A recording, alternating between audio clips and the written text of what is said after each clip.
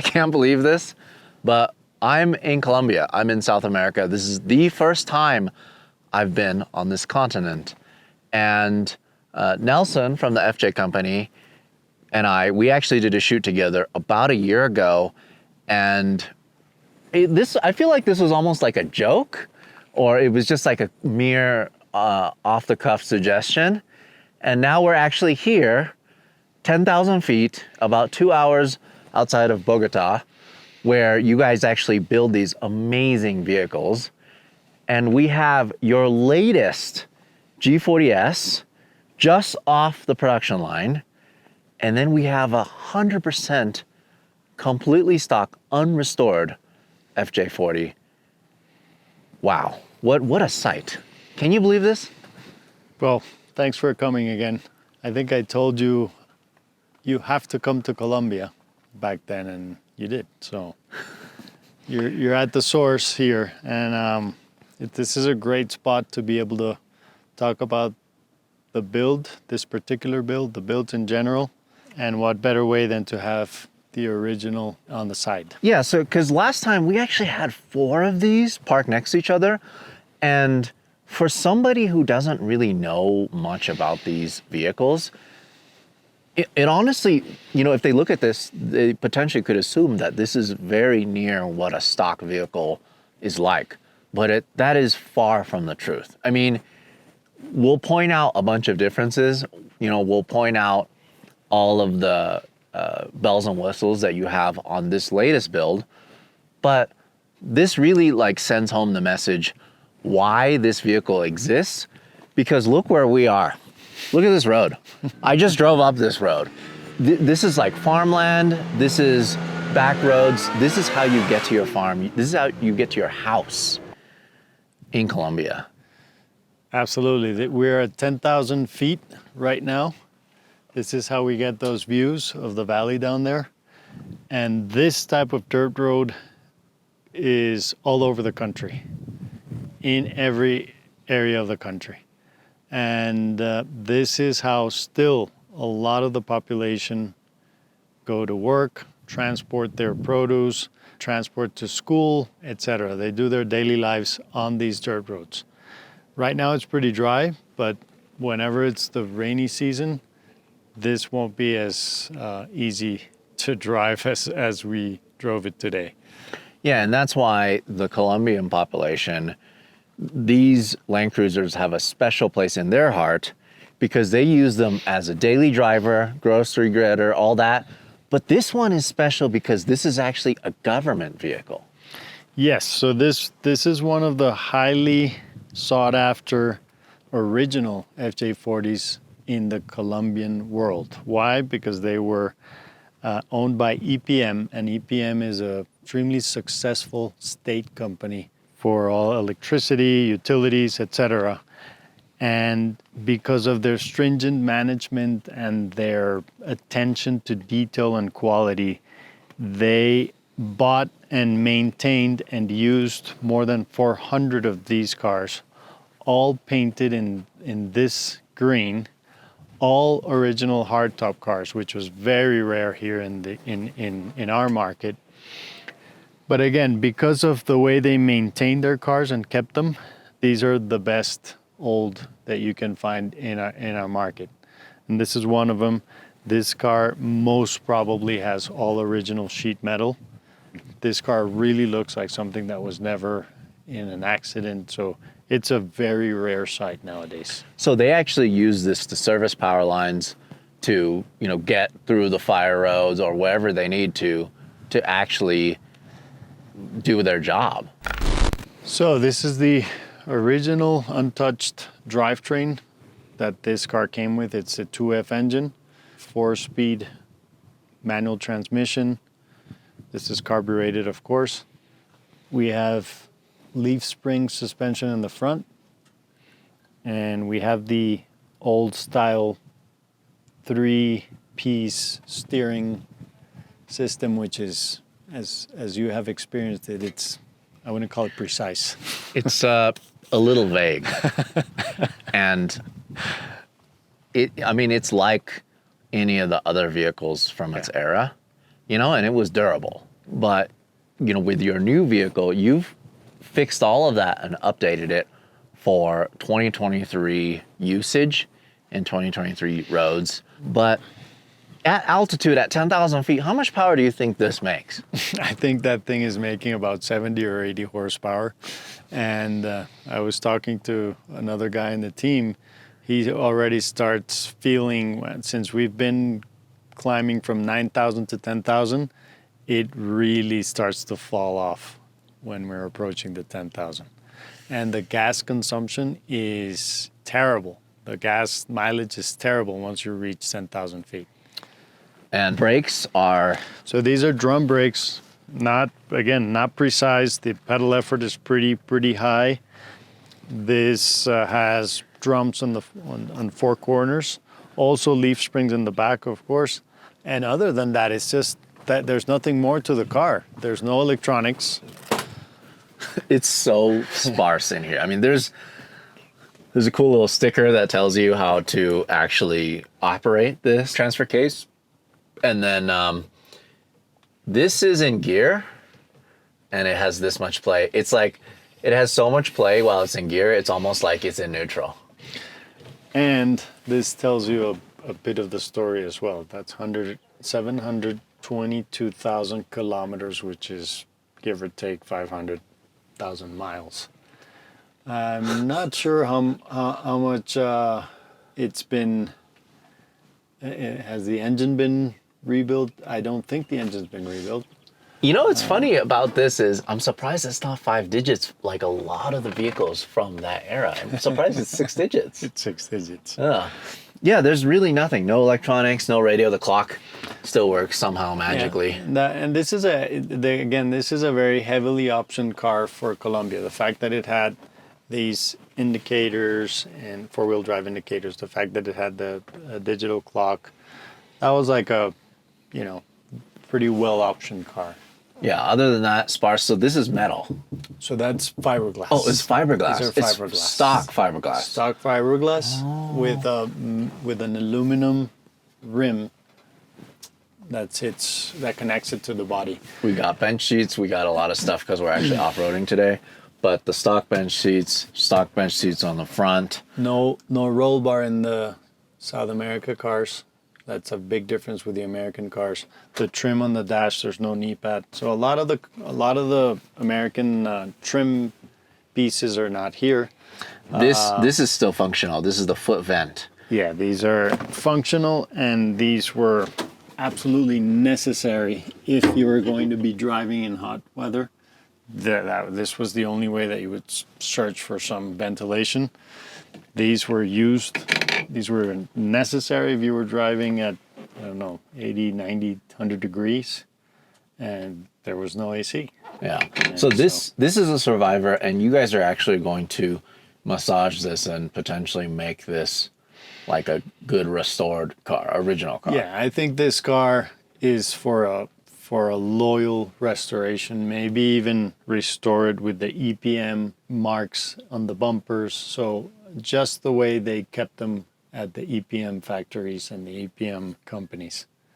So I think that changing this car is not what you should do. It's very hard to find a car this original and this functional. All right, so now that we've gone through this Survivor, let's go through the new vehicle as it sits. Did you see the marks with the license plate as well in this car? Oh yeah, so this is a Columbia thing. Still has more of those where these have the license plate, the original license plate marked, and these are old school 1980s theft deterrent markings. And it's pretty much on pretty much every major panel, glass, part, even door handles. It should have been. Yeah. It should have been. And then, so now let's talk about your brand new G40S FJ company build. As this sits, how much is something like this? So this is probably close to 275,000. And how would you justify having that price tag when the two cars look extremely similar? Well, that's about as similar as they get. We definitely respect the shape and the metal body of the original Land Cruiser, but in this build, we have preserved the hood, some parts of the firewall, maybe the front windshield frame. Otherwise, the rest of the metal body is built by us, hand built by us, by our team, our own imported galvanized steel, and the body parts are stamped from that galvanized steel. Why do we do that? Because this is an exception. Donor cars are normally completely rusted everywhere. Donor cars have been repaired, crashed, etc.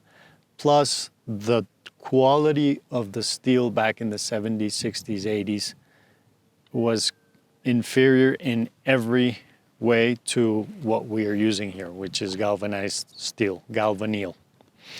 And let's talk about the fact that you do actually save the frame. So you start with something like this, and it ends like this, but you talked about part of the body parts that you save, but let's talk about the frame. So we do keep the frame. What we look in when we're finding a donor is we need to make sure that it's a frame that hasn't been welded, rusted, or twisted, or crashed. We look for a nice frame. And that's about it. The rest of the parts we will either have new or we can fix in the firewall, etc. But we need a good frame. And then that's kind of what leads into the biggest difference between your builds and everyone else's builds with these 40 series. You actually buy a complete separate running brand new 2022, 2023 Toyota GR76 Land Cruiser. And you use everything in that to create this. We modify the original chassis. That means we spot weld the chassis along both beams. We box it in some places. We add stress members in some places to accommodate for 3 or 4 times the power, 4 times the braking power, larger wheel tire combinations, much sturdier steering, etc. So all the new hardware will be hung into the old chassis, and this is why we basically reconstruct the chassis. As we mentioned before, we look for any sort of discrepancies in our own jig. We align the chassis, then we modify it, then we weld on our own design braces to where we bolt on the new suspension. That chassis is also dipped in a 400 degrees Celsius pool of zinc outside our shop. That's one of the only things that is done outside our shop. And that prevents corrosion, takes any sort of corrosion away from the process. And then we bring it back to our place and we powder coat the frame. That's a backbone of our builds. So again, it was 3D designed, it was 3D tested by engineers so that we could bring all the components, brand new components from a 2023 70 series and bolt them on, and then bolt our hand-built, almost completely hand-built FJ40 body on top. So then we're talking about front and rear driveline, engine, transmission, entire wiring harness, pretty much everything that makes the car move. All the electronics, everything in the front end, which is coil suspension. Instead of leaf spring suspension, we have brand new coil suspension. We have the 2023 steering, which is precise. It's a modern steering. We have, in these builds, we have a couple choices of shocks. We can talk about specifically this signature build in a bit, but we have a couple choices of shocks, the brand new rear end, again, traction control, ABS, hill descent, aids. Let's take a look at the engine. So right here, Larry, you'll see how we mix the old with the new. Mm-hmm.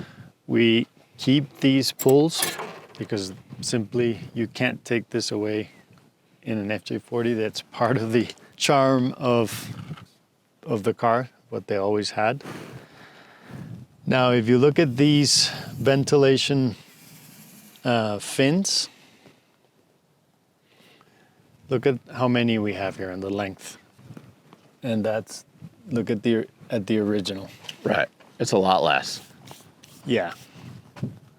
So we hand modify this part of the, in metal. This is metal work. This is not fiberglass, not in metal work. We modify this to allow for more ventilation, which is something, of course, we need because of the engine, and something we like too. We like that it's a touch that to the normal eye, or even to some expert eye, will be like, oh. And you add some more. And we added these as well. Now, so again, we keep these pulls, but we start adding conveniences such as, now we have shocks for the hood, where you don't have to reach out and do that crazy movement for the heavy hood. This is a pretty heavy hood. And here the similarities end 100%. This is a brand new 2023 1GR, 6-cylinder, 24 valve per cylinder. This is very similar to the engine you have experienced in a Tacoma, in a 4Runner, in the FJ Cruiser. And this, again, this fits perfectly in our engine bay. This particular car is a signature series, so every signature series has the big Magnuson supercharger installed.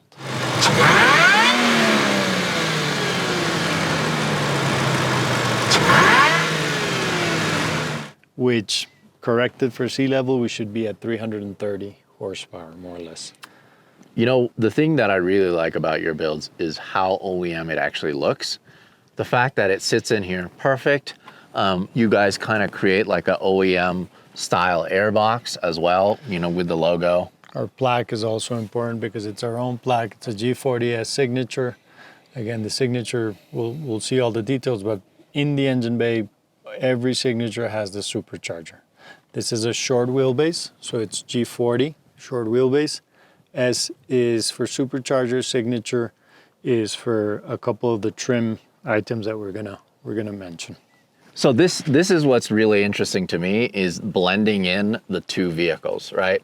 So all of this stuff, ABS system, the ECU, the way it mounts to the chassis, the wiring harness, AC system, all of this, the fact that you have to fit it in this neat package, because this is a smaller engine bay, but it looks very, very OEM. Basically, we had to shorten this space compared to the 70 series. The 70 series has a bit more space, so the fan area is larger. But you bring up a good point. I think that our strengths come from the quality of the craftsmanship of our guys. You can definitely do an engine swap, but to make it to be sturdy and to look beautiful and to look OEM, that is a matter of craftsmanship. It's a matter of doing one and correcting and correcting and correcting and really getting to the final look and design through a process. You can't just do it once. This is not something that we did overnight. We went through a lot of changes. We went through a lot of modifications, testing, until it finally made sense. Yeah, that's a really good point, because this is not the 10th, 20th, 30th vehicle that you've built. About what number is this? So in total, we're about over 200 delivered cars. Of the G series, which is the one with this engine platform, with the new engine and drivetrain components, we are at our 33rd car, which is also something nice about our builds. They are definitely personalized builds. And we have no car that is exactly like the other. You can choose colors, trims, configurations in the engine, etc. So every car is a one of one. Every car has a number, which I'll show you, in several places, so that we make sure that it is our car. We have had people trying to sell cars under our name, and we know exactly which VINs are made by us or not. Each car has its own build, its own bio in the website, which shows the entire process of the build, from the moment it was a donor vehicle to this moment where it goes into testing and finally in the studio. So let's talk about the rest of the outside of the vehicle. One of the things I really like is what great lengths you and the team go through to make it look like it's unmodified, right? I mean, I'm assuming this is wider, and this is something that you guys have to do because the front driveline is wider overall. Correct. So basically, the original front end of the FJ40, like in the green car, is about 3 inches narrower on each corner. So what we end up doing is we ended up designing our own fender. Again, this is all metal work. This is not fiberglass work. And we extended it the amount that we needed so that it looked correctly, protected from stones, etc. And basically to proportion the car correctly. So if you look at this car from far, you probably won't be able to tell. You really have to look at the two for a while, and then you're like, oh wait, that is much wider. And again, Larry, these are stamped fenders. So we had to design the model. We had to work with outside sources to do a mold. And now these are stamped for us with our own galvanneal with this shape. In terms of body, is there anything else on the outside? This is custom made. This is all CNC machine for us. We can choose to do this or not, but I'd say that we did our own design here. We also designed the fuel filler area. What is it like on the... Oh, yeah. Okay, so this is a door. Yes, and that is basically... I don't know why we did that. Maybe it looks better. We just thought we wanted to have the gas cap exposed. Yeah, I think it's pretty cool. More like rugged. Period, correct. That was something that came out of the signature concept. Yeah. And if you see the signature concept, again, these are all designed by us. These are not, we had to design our own mirrors because you can still buy new OEM mirrors.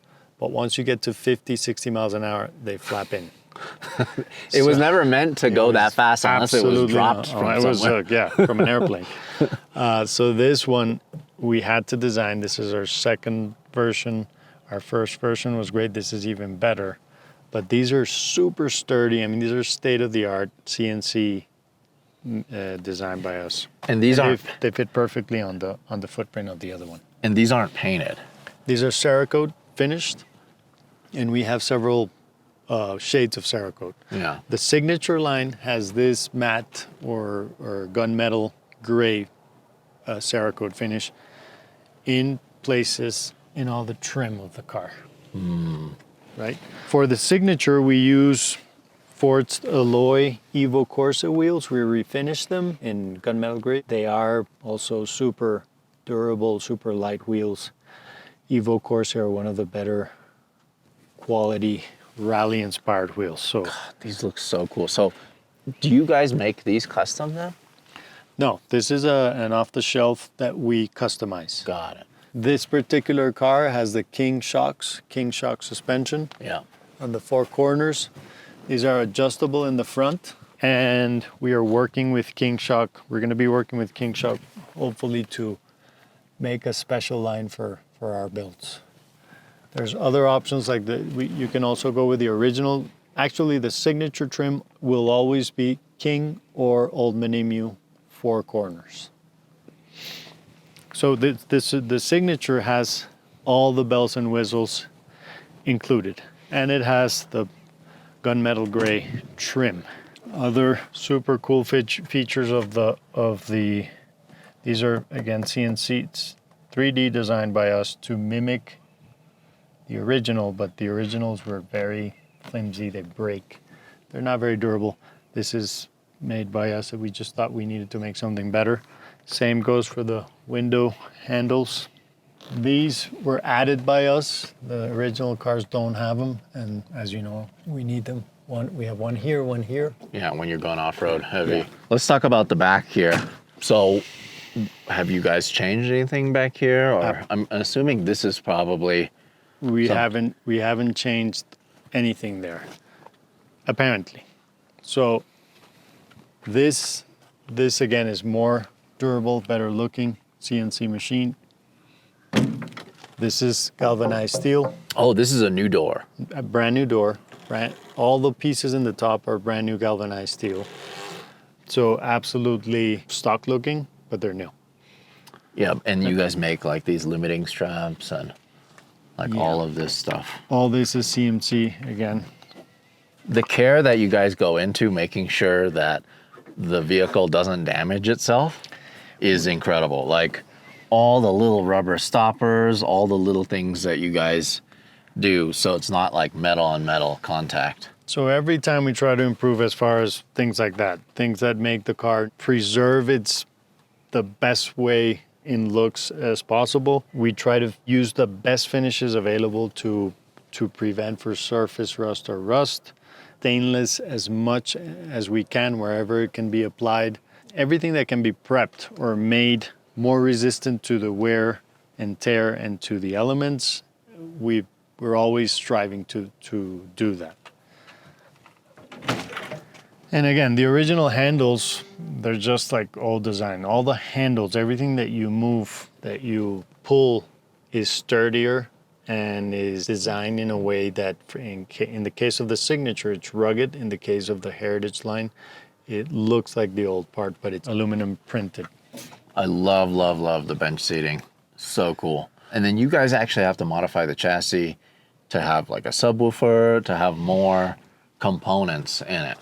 Yes, so along the years, we've been adding and incorporating the usual requests from clients. People definitely want to be able to listen to a decent sound rather than some ancient technology. So every car comes prepared to have this flush 8 subwoofer in the back, and it has an enclosure already built into the production line. So everything is built from the beginning so that in the assembly we just bolt on the speaker components, etc.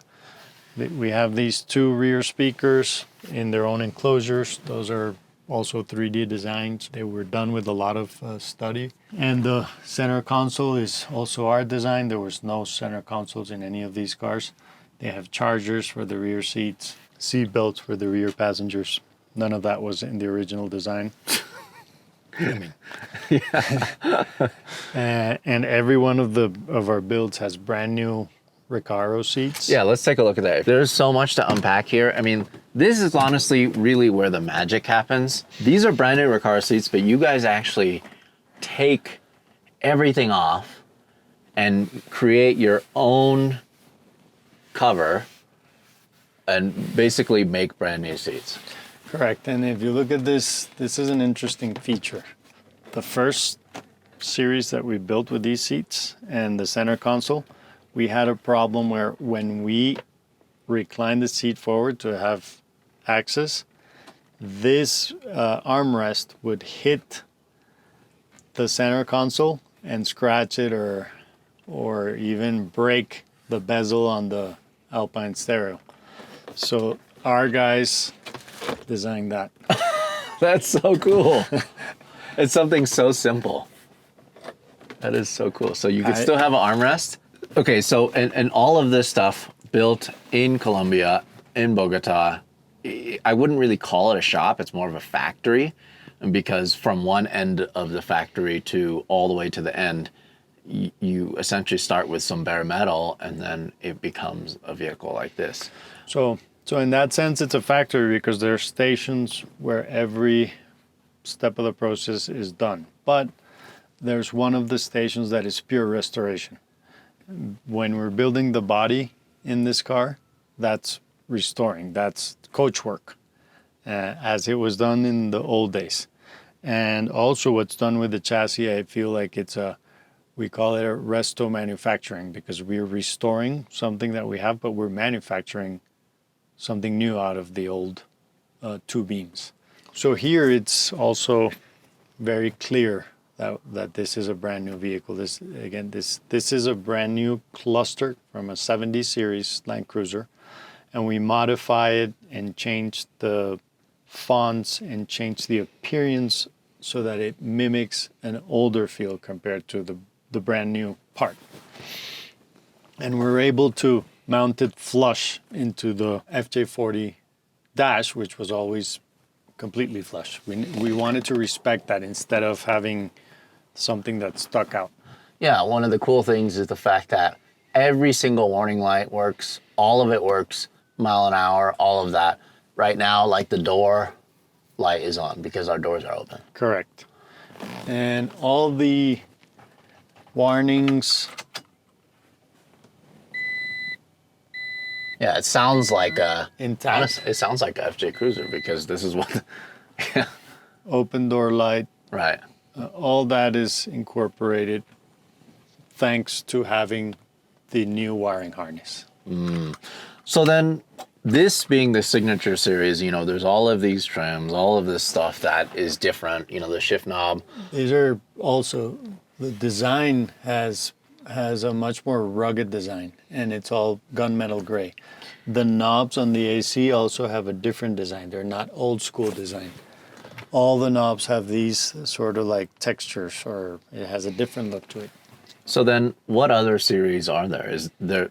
I'm assuming that there's like a base model series that you can get if you're potentially on a budget, but you still want something nice. Correct. So the signature will always be around 270, simply because of the fact it has the supercharger, which is a big expense, and because it has all the options, suspension, wheels, etc. But then you can go for the Heritage line, which has all these parts as well, CNC machine, but they look old. They're round designs with simple lines, but also in aluminum. That car would not come with any options. It would have the 1GR V6, so brand new engine. Again, they all have the brand new engine, transmission, and drivetrain. But that would have the basic options on that brand new platform. That means no supercharger. That means no lockers. No winch. No winch. No high lift jack. No jerry can. Bare and soft top. And that is going for around 215. You get all the newness of this car and with the bare options. Then when you start adding hardtop, when you start adding winch, etc., it'll add up. And you can get the Heritage look, which is a look that tries to be more like that. And you can supercharge it. It's sort of like a special order. And believe it or not, it's very popular. Heritage look, but supercharger. A couple other differences, like one thing that you pointed out, the vents don't work anymore for the feet vents because you actually use this area. So all those areas, if you look outside and inside, all those areas are used now for electronic equipment. So the fuse boxes, modules, stereo equipment, we needed all that space. Plus, if you have AC, you're not going to be using the foot-mounted vents. Right, so this is AC completely transferred over from the 70 series. I mean, these things are so trick, though, the way that they open and the way they close. Like one piece aluminum.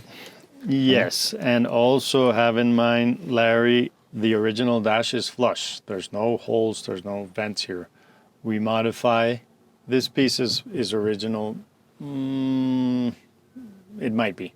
It could be a new piece if the other one was too old or rusted in the corners here. But we open these holes and we do all the routing for the air conditioning. And the air conditioning in this thing is amazing. It's brand new technology again. It's all this All controls controlled here. It's got a defogger, and I can't help but stop here.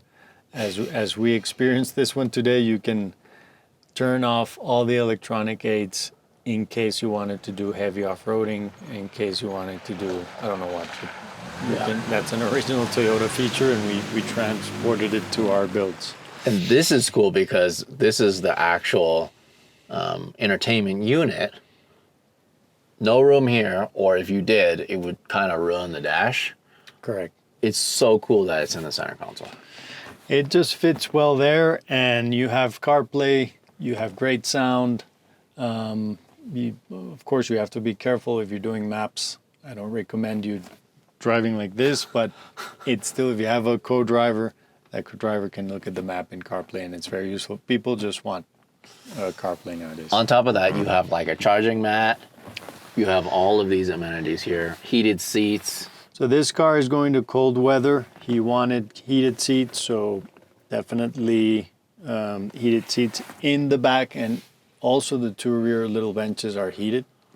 There's also, every one of our cars has seat belts in the rear benches, and that you can fold them up if you just want to use for space. All of these LED lights in the interior, of course, are new. USB and USB-C chargers in the front and in the back. Very important in all our builds. And then, so roll bar, this is something that you guys make too. This is something that we make, and it's basically a reproduction of the original Toyota roll bar. We can build a roll cage, which is a special order if somebody's going to do some heavy off-roading. Then we will do something that will be much sturdier, will bolt onto this frame, and will bolt onto basically the firewall area here. And then the top, you guys make that in-house too. The top is fiberglass made by us. Again, all our upholstery is in-house, so this is hand-sewn inside with. This is locally sourced leather, Colombian leather. This we buy somewhere else, the liner for the top, but we install that all in-house. These are handmade, Larry. These are Cocomat type mats, and we cut them ourselves. We buy the material from suppliers like Cocomat, and then we cut them for the fit and finish of the FJ40. We can do a body color finish on the center tunnel, or we can also do heavy duty plastic carpeting so that you can really bed get liner. dirty bed liner material. This is, the thing I love about these vehicles so much is the fact that so much of the outside is on the inside.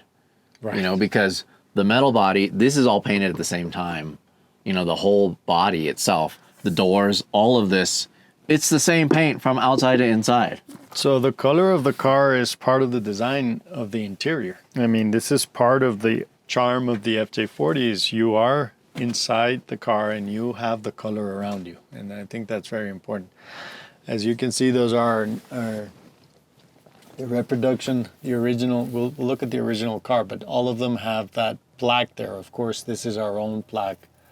That shows the transmission, the transfer, the low range transfer, and it shows our name, G40 S signature. Because the stock one is 4-speed? That's 4-speed, yeah. God.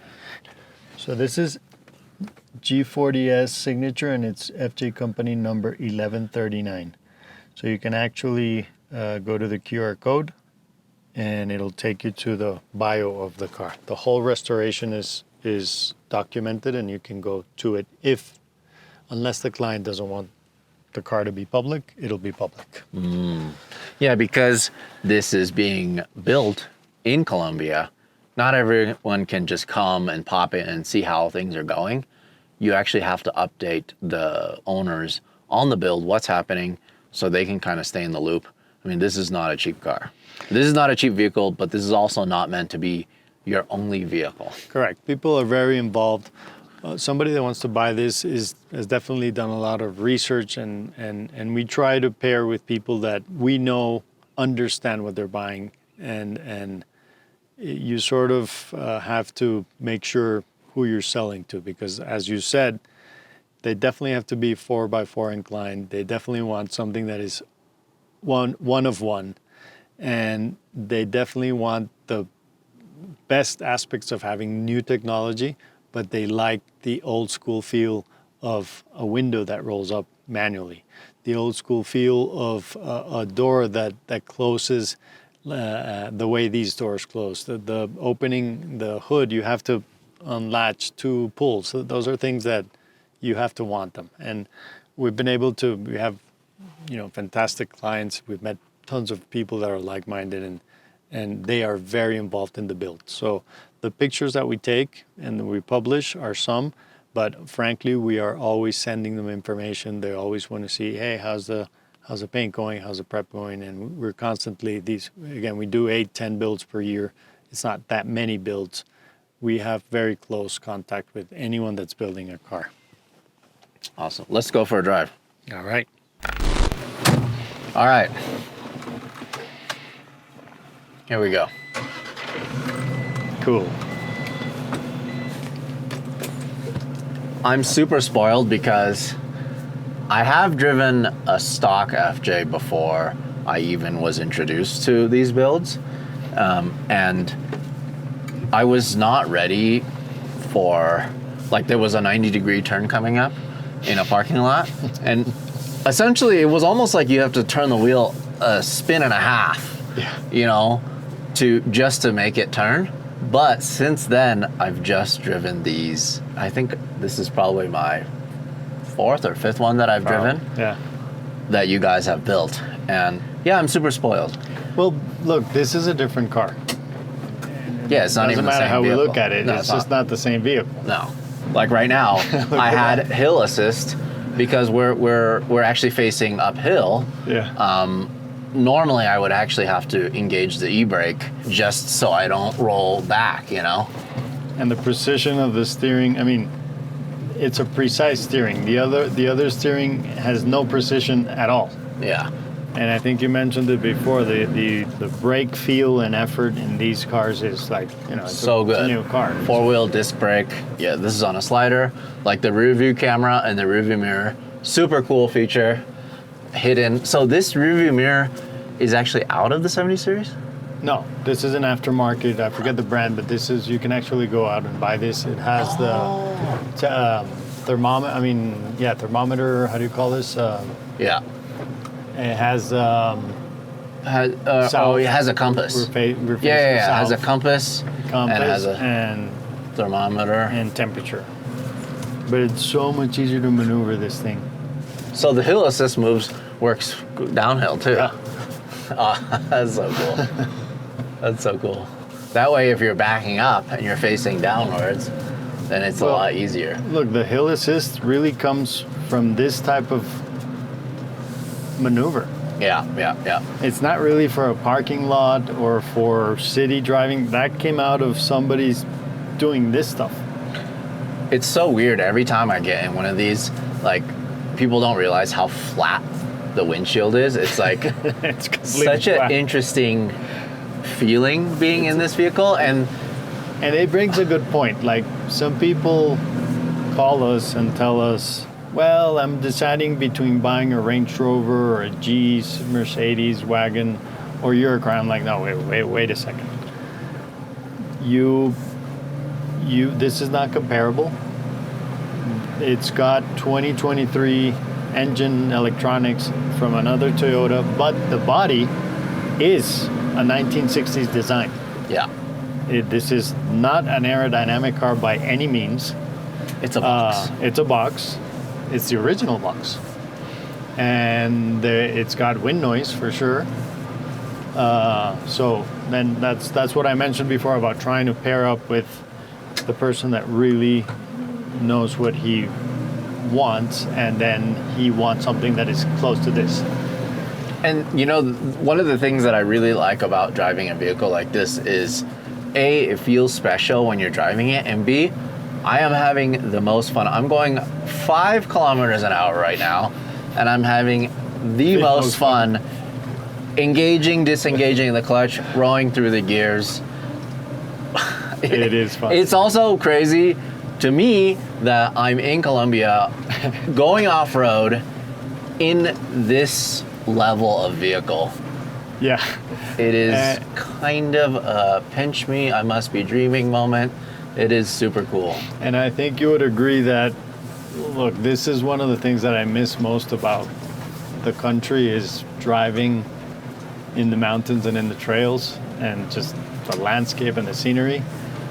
I think that anyone can agree that once you do this type of driving here, it'll be in your heart for the rest of your life. Yeah, I mean, it really does drive like a normal vehicle. And I mean, these roads are super rutted out from the rains, from all of the trucks and whatever that has gone through here, because we're surrounded by farms and we're surrounded by all of these properties.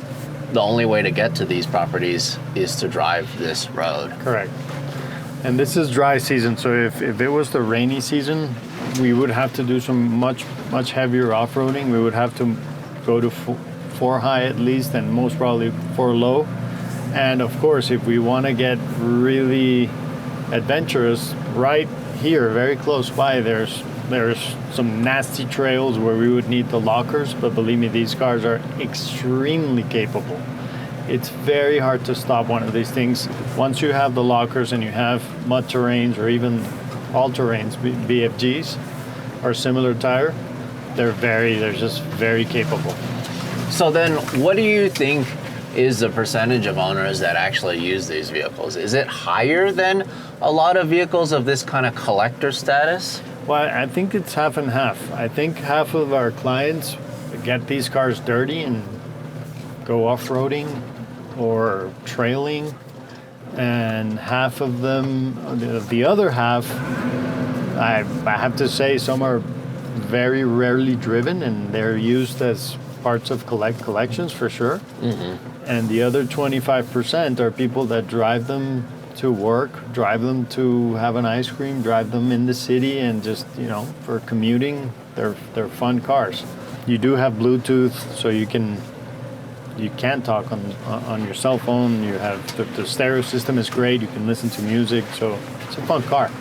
As I mentioned, if you're going to do a 1-hour commute in a high-speed highway every day in the car, this is not the car for you. This is like weekend, go into the mountains, go camping, or whatever, or you're just your cruising car. Yeah, as you know, it'll do 70 feathering the gas, but this is not a car that was designed to do that. The body's old, so there's wind noise.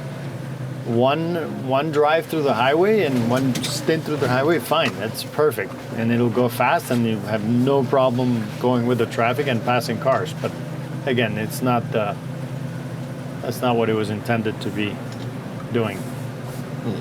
All right, so then let's say somebody actually wants you to commission a build for them. Well, how does it start? They just contact you guys, or what does it look like? Yeah, typically somebody that contacts us is already pretty serious about a build, and then we will explain the duration of the process, which is normally 10 to 12 months, unless it's a more customized build like 4-door pickup trucks or longer builds, but in general it's 10 to 12 months. And then we'll go through with the help of our builder on our site. People can let us know colors, options, the basic options and design features that they want. And then we'll go through the specifics of their builds.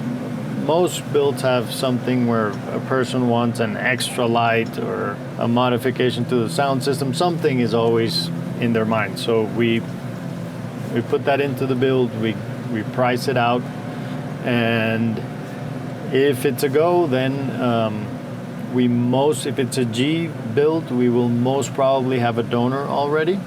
If not, we have to go out and look for a suitable donor. And that's within Colombia, or sometimes if it's something really special, you probably have to find somewhere else. So most likely Colombia, but if it's a Troopy like the ones we saw at the shop, the longer wheelbase FJ45 Troopy, then normally we have to go somewhere else. So they're just harder to find. So at that point, we get a 50% deposit. So if it's average build is 250,000, we get 50% of that. With that, we lock in the contract. We sign up a contract. We lock in a donor vehicle. So as soon as we have a VIN number for the person, we can take the deposit. Got it. And then you have the GR 76s in stock to pretty much take apart. Most probably it'll be in stock. If it's not in stock, we'll be able to order it, because in the meantime we have to disassemble the donor, disassemble the body in one side, the chassis in another side. So that'll give us enough time normally. We'll try to have a buffer of the modern donor, but in the meantime we can order one. Awesome. So in the 6th or 7th month, when the car is ready to go to the paint booth, we ask for a 25% deposit. So the second deposit, and the last, or the balance of the amount is due whenever the car is accepted, either in person or via FaceTime calls, pictures, etc. I'd say we have half and half. Half of the people come and see the car in our facility in Miami. The other half receive the car or accept the car remotely. Again, that's 10 months, 12 months after. And what you get is Florida licensed vehicle, 25-year or older vehicle that was transformed and rebodied and resto-modded, or however you want to call it. That would be pretty epic if you were in whatever state and then you fly to Florida or fly to Miami, pick up the car from your showroom, and then drive it home to whatever state. It's funny that you say that, because I think this guy wants to do that. Oh, okay. It's good that I'm breaking in for him then. He's in Chicago. Yeah. And he says to me, "Thank you, sir, for letting us drive your car." "Do you think I'm crazy because I want to drive the car back home?" And I'm like, "Well, no. A lot of people have done it before. Just I'll give you all my pointers on how to take care of the car and how to do the trip." Awesome. Cool. Well, thanks for having me again. Yeah, we shot a lot of cool content here in Colombia. A lot, and, I hope you guys enjoy it. Maybe we'll come back another time to explore more. Who knows? Maybe we will. We do a one-off build for Larry Chen, and he has to do factory delivery, Colombia delivery. Yeah, and then drive it to a couple other Well, countries. why not, man? Yeah, drive it to a couple other countries. And when we drive it to the US, it is possible. Yeah. Awesome. Cool. See you guys in the next video. All right, buddy. Hey, thanks for watching. If you want to support us directly, go to larrychenprints.com. I print and sign every single one of these. This is the perfect gift, or it's the perfect piece of art for your wall.